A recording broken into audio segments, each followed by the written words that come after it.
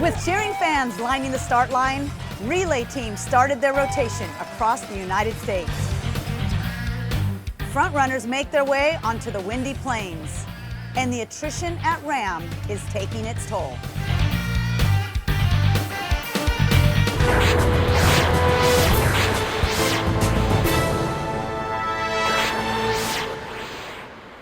Welcome to the Daily Report. I'm Leah Garcia. And I'm Julia Marshall. At high noon, we saw Lycra-clad, super fit cyclists take off from Oceanside, California, on their way to Annapolis, Maryland for the team relay. 6 two-person teams, 27 four-person teams, and 12 eight-person squads left here at noon. The energy around the team start is always electrifying. Julia, what'd you see? Well, we saw a lot of racers, a lot of crew members, tons of fans, friends, and family. It was tour-worthy. Any favorites to break a record? Definitely. There's the team Live Earth. They competed last year under the name Innovation Africa. They came in an hour behind the victors, Legends of the Roads, though they're out to take that title this year. It's a sore subject for them, for sure. But what they've done is they brought in a ringer. A buddy of mine, former pro downhill racer, Philip Tinsman, who's also an astonishing road racer.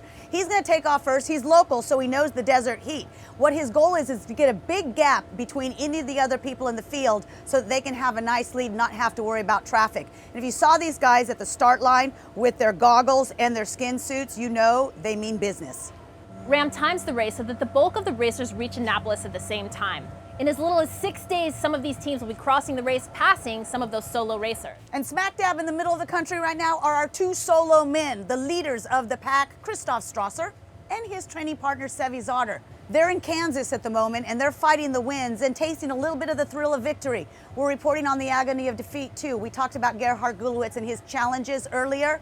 We are sad to report that we received word that Gerhard has DNF'd in 2015. Julia, what happened?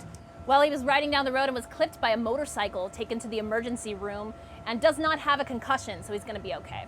Our best goes out to Gerhard and his crew. We know how hard he's worked. We've talked about his disappointments, but it's fair that we also talk about his successes.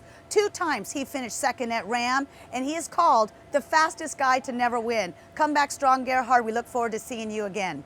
On the race course right now, someone is poised to be setting a record. Who is that, Julia? Of course, it's Shauna Hogan. She's 2 miles per hour ahead of the current record holder's time. 20 years ago, she set a goal to break the record for the 50 to 59 category in the solo women, and she's on pace to do that.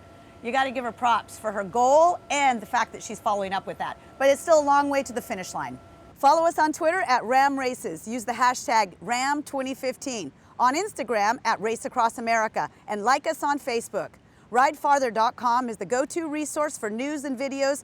Before we sign off today, I'd like to personally thank the racers, the media, the organization, my colleague Julia, for all the hard work that everybody's done to bring this broadcast to life and to make this race happen. This is my last broadcast for 2015 because of a pre-existing conflict of schedule. So I am going to be following everything on social media, and I wanted to let you know that I will not rest until the last racer comes across the finish line. And know that you will be in good hands with Julia at the helm. Oh, thank you, Leah. All right, until I see you again, keep the wheels turning.